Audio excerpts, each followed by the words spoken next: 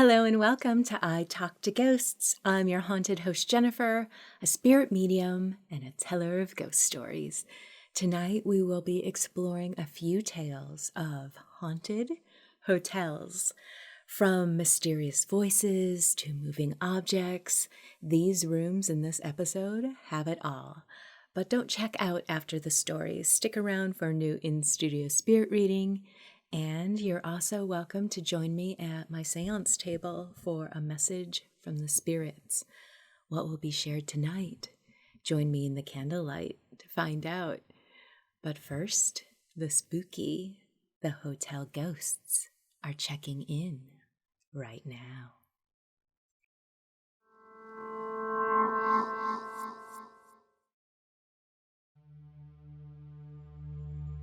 My last paranormal experience took place 2 months ago during a trip overseas. My wife and I were staying at a very quiet hotel the last night of our trip.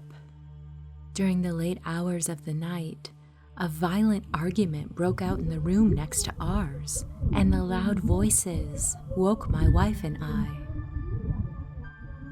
We distinctly heard a man's voice and that of a woman fighting with each other, but we couldn't quite make out what they were saying, even when they raised their voices louder. Then we heard objects being thrown and smashed, and then a banging on our wall and doors slamming. Suddenly, someone opened the door to their room and slammed it fiercely. We heard running down the hallway, banging on the walls and doors, including ours.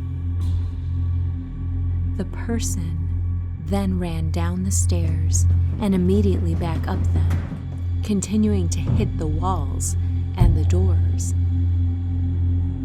Frozen, not sure what to do, we suddenly watched our doorknob shake violently, as if someone wanted to enter.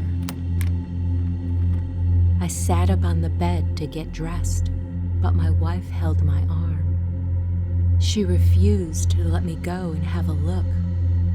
As we whispered to each other, suddenly I heard liquid spilling outside our door, as if a bucket of water was being dumped out. I got out of bed. My wife told me not to go, but I told her that I had to in case some crazy guy was pouring gasoline on our door before setting it on fire. I grabbed an empty beer bottle and I opened the door. The hallway was empty. The carpet was dry, so was the outside of our door. I could hear only the quiet sounds of nature at night. The whole floor was quiet. I closed the door and I told my wife that there was nobody there. She asked me to call the front desk, but what would I say? I suggested we talk to them in the morning and for now, try to get back to sleep as best we could. In the morning, we went straight to reception to describe to the desk clerk what had happened during the night. The clerk told us he had been behind the counter all evening and he had not seen or heard anything. Moreover, he assured me that that room had been unoccupied all weekend. We said that was impossible. We knew what we heard, and we couldn't have possibly imagined it. The employee repeated that all the rooms on the second floor were unoccupied except ours and a room down the hall, but those customers had left very early that morning. This conversation went on for 10 minutes and obviously it was not going anywhere. During our lunch, the waitress told us she had overheard what we were saying at reception. She told us that we were not the only ones who experienced strange things on the second floor, and many stories circulate about this hotel. She informed us that the hallways were equipped with cameras. We thanked her, and after our meal, we headed to reception. The clerk had finished his shift, and it was now a young woman behind the counter. We explained our misadventure and asked to see the video recordings. To our surprise, she agreed without argument. She accessed the video from the night before and invited us to go behind the counter to look at her screen. At 2:30 that night, nothing happens for 5 minutes. Then, we could see me open the door to our room and look into the hallway. After my inspection of the floor and the door, we could see me go back into the room and close the door. That's it. In the end, I was glad my wife heard the same things I did that night. Otherwise, I could have dismissed all of it as a dream or hallucination. And in a strange way, it was comforting to have seen the video recording that shows that I indeed opened the door and had looked into the hall. There may not have been other activity captured on video, but both my wife and I know what we heard that night.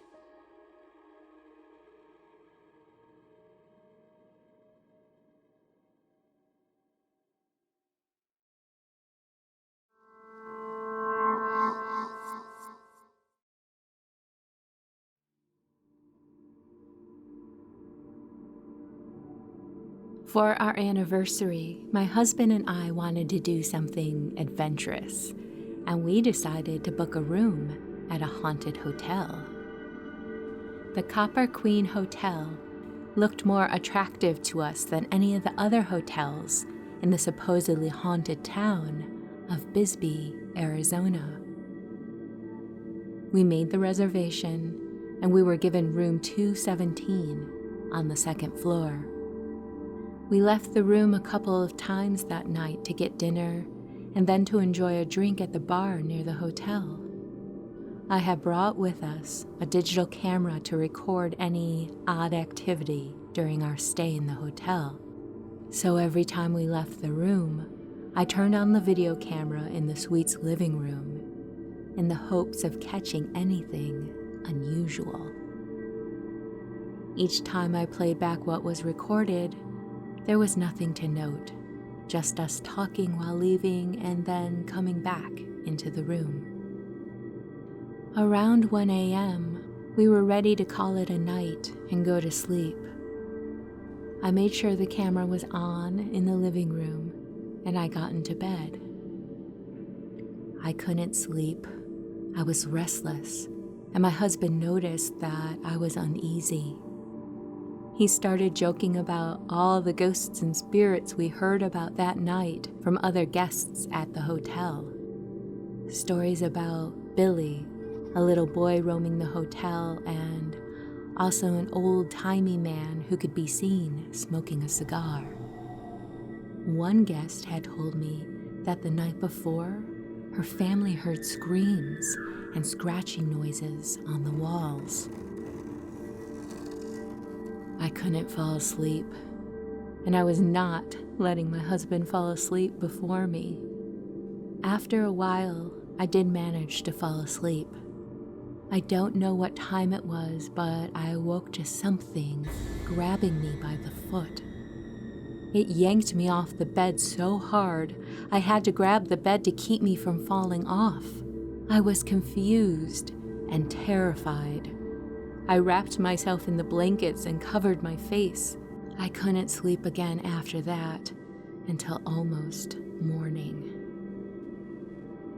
The next day, I got up and played the recording from the night before. At first, there was only us talking in the other room, but as soon as my husband mentioned some of the ghosts haunting the hotel, the recording picked up noise and static. The static and interference lasted nearly 2 hours. I listened to what was recorded in its entirety, and I swear I hear what sounded like soft voices talking, but it was too difficult to make out what they were saying in the static, white noise of it all. With all that audio interference, I did want to debunk that my camera hadn't just broken. So, once we returned home, I recorded more random footage. The camera worked just fine. No static, no interference at all. I am convinced that whatever grabbed me by the foot had enough energy to make the recording have so much static.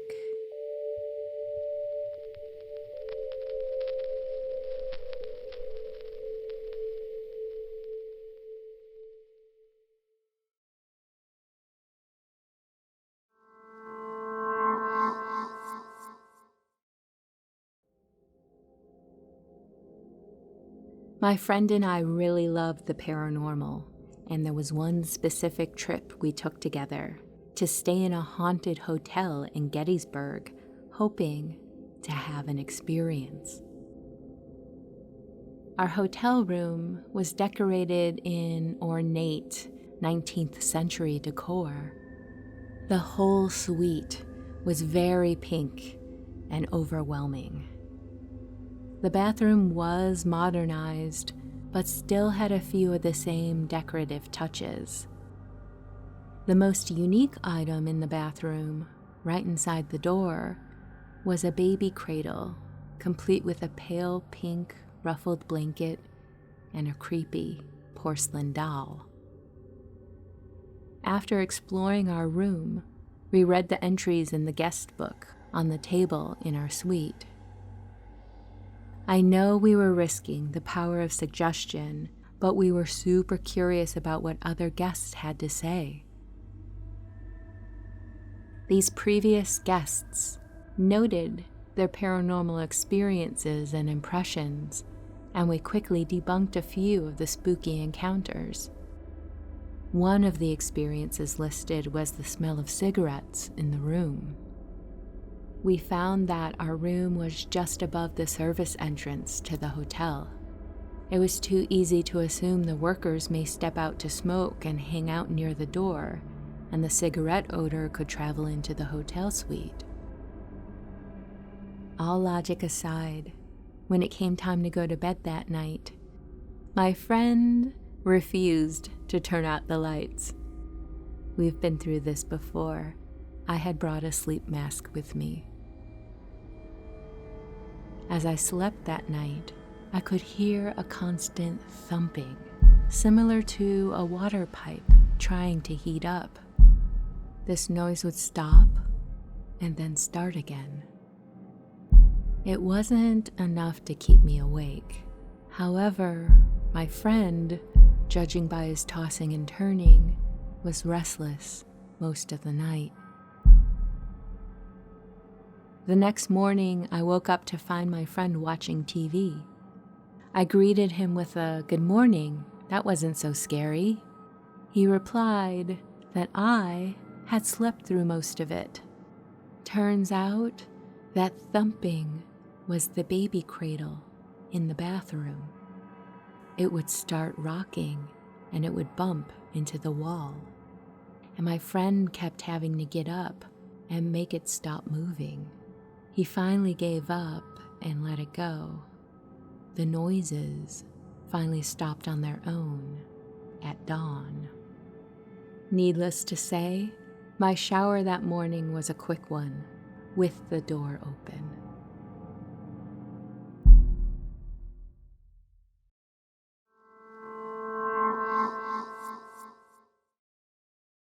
Hello and welcome back to I Talk to Ghosts. My guest this evening is Danielle. Danielle, welcome. How are you doing tonight? Hi, I'm doing great. How are you? I'm doing well. I'm very excited for this. I think I say that every reading, but I'm feeling this. I'm feeling this here. I'm just going to jump right in, if that's okay. It's like no warning. There's a woman here for you, and the first thing is she's saying is she recognizes how much you feel you need her, and she wants you to know that when you reach out, she is there and she feels that. And she's also saying, like, don't worry, just trust the outcome of things in life. That's her advice. She's coming through with a lot of practicality to her. Like, she's like the logic person and the organized person, and all you need is a plan. There's also this really nice offering of friendship. Like, I feel this glow in my heart. That's like, hey, we're still together and we're still going to share things. She's saying mom. Did you lose your mom? Yeah. And does this sound like her? Yeah. Okay. She's coming through, sharp woman. Like, if you ask her something, she immediately has a response, whether it's advice or a question. Just very smart. Yeah. And I feel like she was your rock. There's reassurances in her answers. Does that make sense? Yeah, my mother was a very sharp woman. You're correct about that. Incredibly sassy and very, very witty, very, very bold personality, I would say. Did you two clash when you were younger? Absolutely. Yeah. And that kind of evolved. Your relationship evolved as you got older. I think so. She's agreeing. She's agreeing. In my head, mentally, it's evolved for me. Mm-hmm. But when we were younger, we did not get along. And it was more so from like my child perspective, I think. Well, she's saying that you're a different animal than her, you know, that your emotion and your passion for things clash a bit. That makes sense. I'm seeing a lot of worldliness with you, like, and how it affects your viewpoint of things. Like, you have an expansive view of the world. Part of that was developed through travel. Yeah, when I was 18, I did a lot of traveling, and I left my hometown. Yeah. The ocean is coming up a lot, and humidity. Yeah, I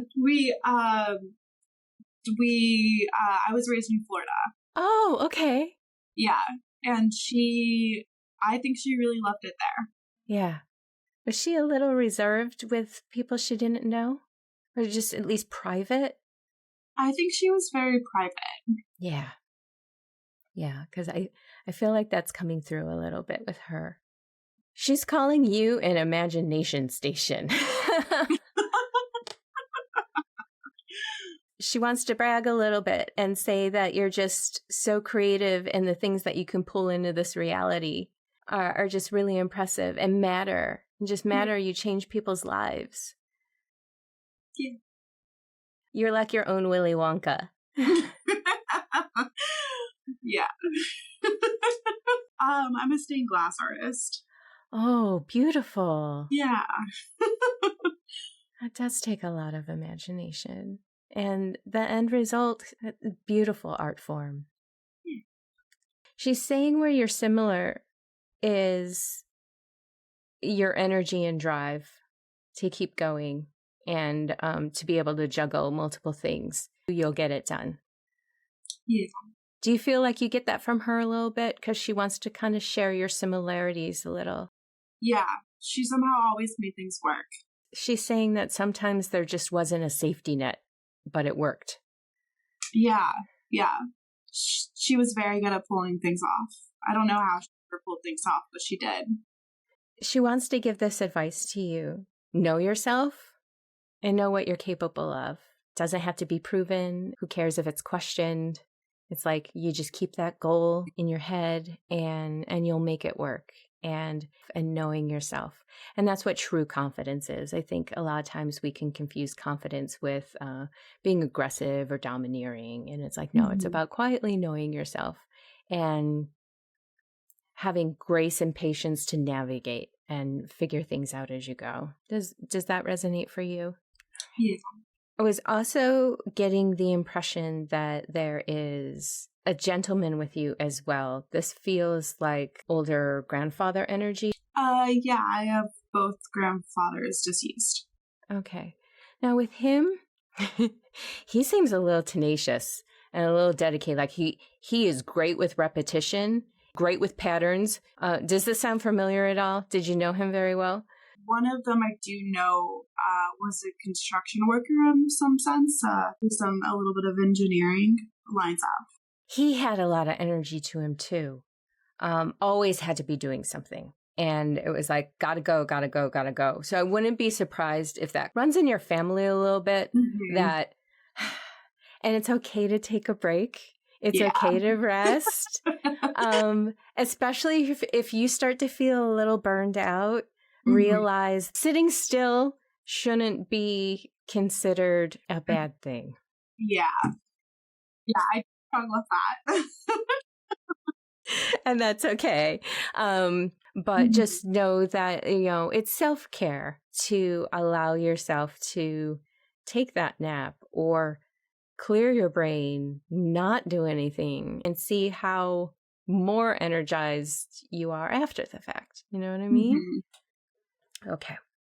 Is there anyone else that you are hoping would connect for you tonight? Actually, but it's a pet. Oh, okay. Is this a black and white dog? No, but I do. My main dog, who's still currently alive, is black and white, and she's like soul pet. Okay. That's probably why I'm picking up on there. Okay. Let's see if doggo is close. Well, right away they're expressing that they're passing. There was no avoiding it, and they want to give you comfort in that way of there's nothing you could have done. Does that make sense? Yeah. Yeah. I'm sorry. We had to put him down. We chose to put him down. They're confessing to like mood swings. Oh my God. That's the yeah. He had moods. His name was Toad. The reason he's probably showing you a black and white dog is because that's my other dog that he was raised with, and like they were best friends. And he had mood swings. Yeah, he was a great loyal dog, but I could never tell who he was going to attack. Like who animal we he bit a few people several times, bit my son in the face one time when he was crawling, and we just couldn't risk it anymore. I don't think it was his fault, but it swings for sure. The way he's describing it is, it was like all of a sudden there'd be so much energy and it had nowhere to go, and like it freaked him out. Yeah, that makes sense. Okay. And he's saying he loved looking to you for direction and like, what are we going to do today? What are we going to do today? His eyes are following you all around the room. When he wasn't doing that, he was running around. Yeah.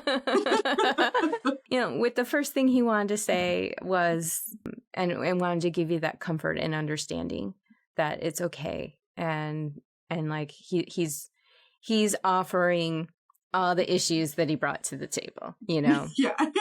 and bringing that forward.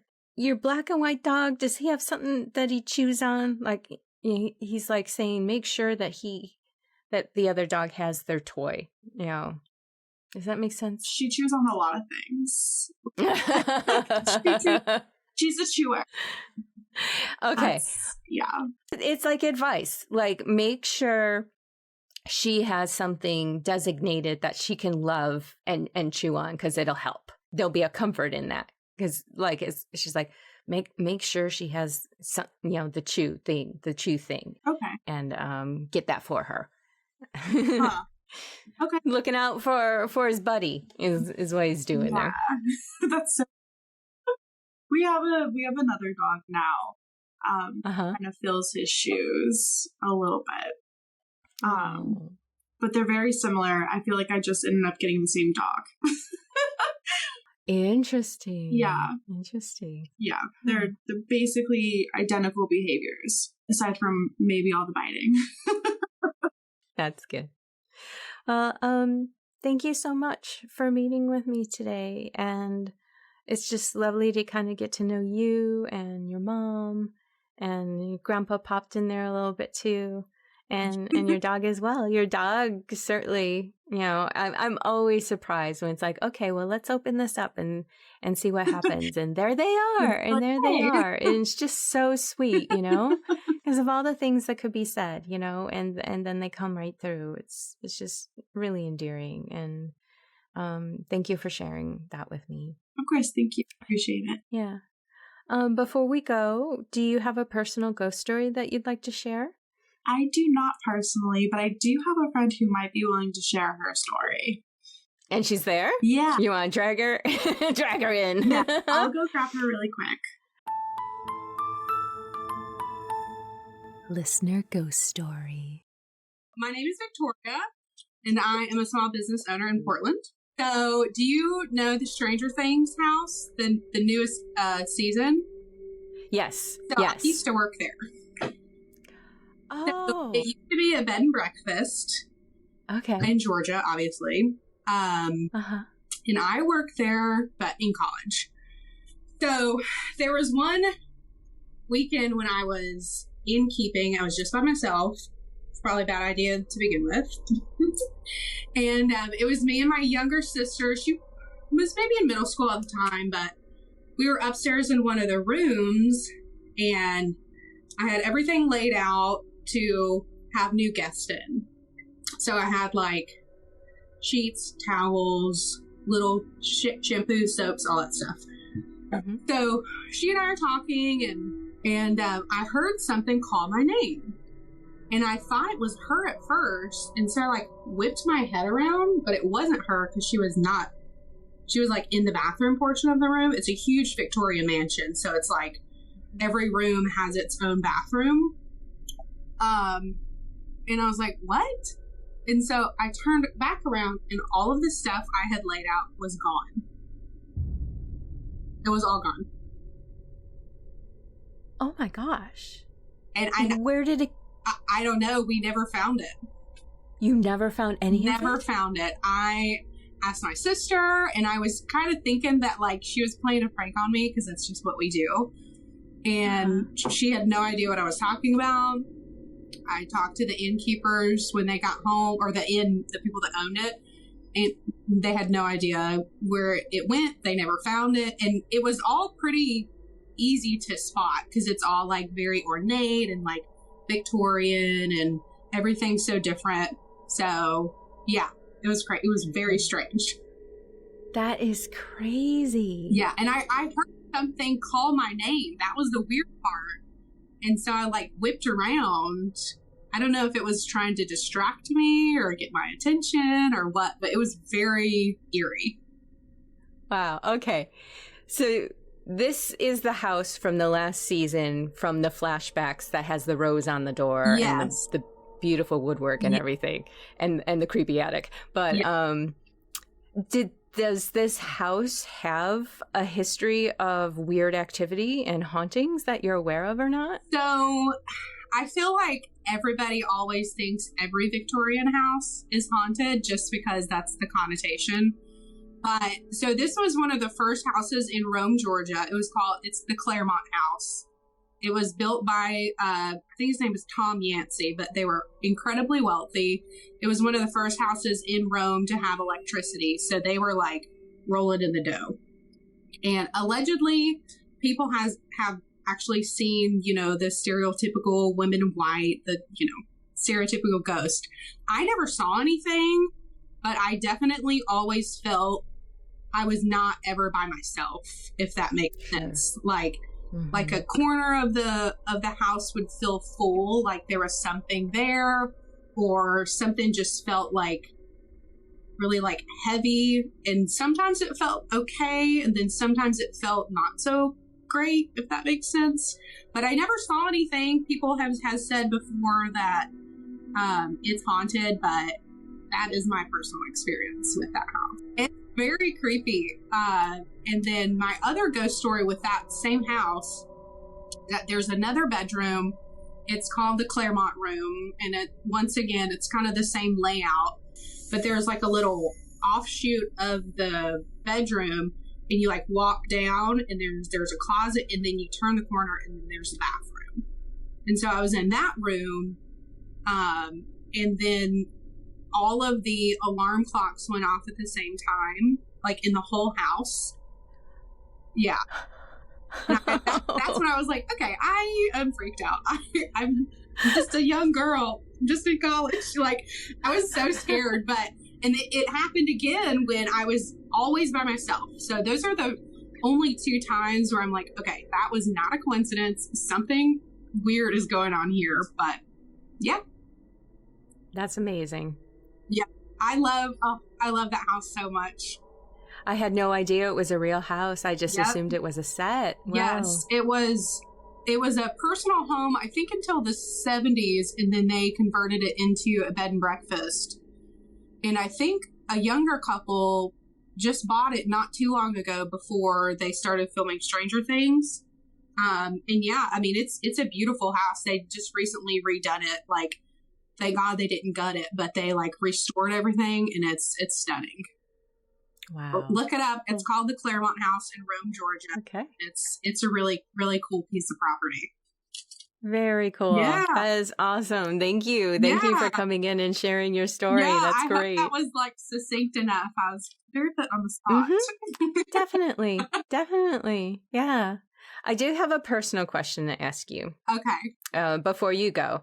Do you experience or have any feel like you have a calling towards either like the healing arts or energy work? I do always feel like I want to help people, and I want to like, not fix their problems per se, but always be a shoulder to lean on, or someone to talk to or vent. So that's not the first time I've gotten that from someone. I ask that whenever I'm talking to someone and my hands heat up. It's almost like recognizing healing energy. If you ever feel inclined to explore that avenue of things, I would just encourage you to do so, because I think you could have some natural talents there. And that could take on many forms. It could be Reiki, using empathetic energy. It could be, moving energy. Anything like in a healing, compassionate modality, I think would go really well for you. And you would find it really fulfilling. So I just want to put that in your ear for you. Yeah, thank you. I appreciate that. I've gotten that before, but I wasn't really sure like what exactly that meant. But I would be interested in that. So thank you. You're welcome. Awesome. Yeah. Nice to meet you. Do you want Danielle back? I do. Okay. I do. It's nice to meet you. I can see why you wanted to pull your friend in. Yeah, it's a wild story. She tells stories very well. Well, I just want to thank you again and leave you with your mom's love, because she's certainly there for you and wanting to offer supportive energy, especially in like any time of just worry or fret, that she's like, just have a plan. And she just believes in you so much that if there's something you want to do, you're going to be able to accomplish it. Before we go, I have a couple messages for you. Okay. I wrote down that your worldview is so expansive, that you have that in you, and to encourage you to keep learning, exploring, and playing. Okay. And that you're just so creative and strong, and just know that through and through. And your heart is always in the right place. So just believe in that, because you deserve no less than that. Okay. Thank you. And your mom just wants to say how proud she is of you in so many different ways, and just wants to encourage you to celebrate your life and learn and explore and just embrace all of the adventure of it. Thank you. It was so great meeting with you and talking with you. And it's just such a treat to spend this time with you. Thank you. I really appreciate it. Would you like a free spirit reading with me and record your reading for the podcast? Sign up for your chance to be selected by visiting italktoghosts.com/guest. And as an added bonus, if you don't want to leave your reading up to chance, I'll let you in on a secret. There's a discount offer to book a private session with me, so you can book a date and time for certain. Visit italktoghosts.com/guest for more details. I can't wait to meet you. Hello and welcome back to I Talk to Ghosts. I have a message from the spirits this evening for someone listening to the podcast. So thank you for joining me in the candlelight. Tonight, as I do my spirit work, I have with me fluorite. This is the deepest purple fluorite crystal I own. It almost looks black. If you're not familiar with fluorite, this crystal is well known for its calming and soothing properties. It is also a great crystal to call upon as a psychic shield. It's also really nice to have around to clear your energy, move negative energy out of your system, as well as your space. Tonight I'm going to ground and center to set the intention for a spirit to come close, for someone listening to the podcast right now. I have with me tonight someone's friend. She's showing me that you met at work, and her energy is very calming, yet humorful at the same time. It's a lovely combination. She is showing me that your workplace was near some forest trails, and you would often just grab a lunch and sit in the car and look at the trees and talk. And it was a simple thing, but it really made your day. And it was just a nice reset in the middle of the workday as well. You would hang out after work as well. There were a couple of shows that you love to watch together. You were both very much into fantasy, sci-fi, and action films. But there was a variety of TV shows that you used to watch together. This friendship really felt like she was the sister you never had. It feels like she passed suddenly, perhaps from a car accident, and her loss was very hard for you.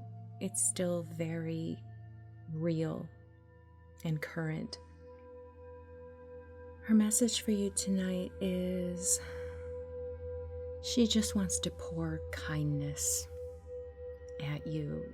She realizes how hard this has been for you and the turmoil that it's causing in your heart and your mind. And her message is that you're still connected, and she wants you to be gentle with yourself in the grieving process, because she only wants the best for you in life, and she knows how smart and funny you are and the joy that you get from everything you can experience in life that you love. And she just wants to take this as an opportunity for you to hear her, that she understands your grief, but she is still connected, she is still with you, and she just wants to lighten your heart for you. I think I'm going to leave it at that. If this message connects for you, please reach out and we will do a reading. I know my schedule gets kind of full, but we'll find the time so that we can talk. You can email me at speaknow@italktoghosts.com. Thank you.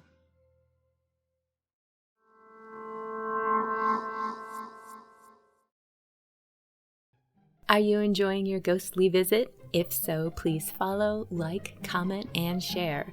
The ghosts may be talkative, but they are lousy at marketing, so every click helps. Tell your friends, and please leave a kind review so that others might join us. The spirits and I thank you.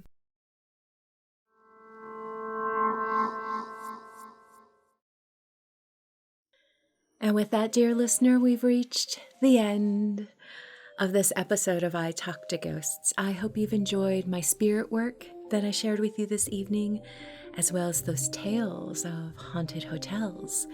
Have you ever stayed in a haunted hotel room? I would love to hear about it, so please reach out. In the meantime, wherever you wander off to in this world or the next, just remember, come back and visit with me. Have a lovely evening and good night.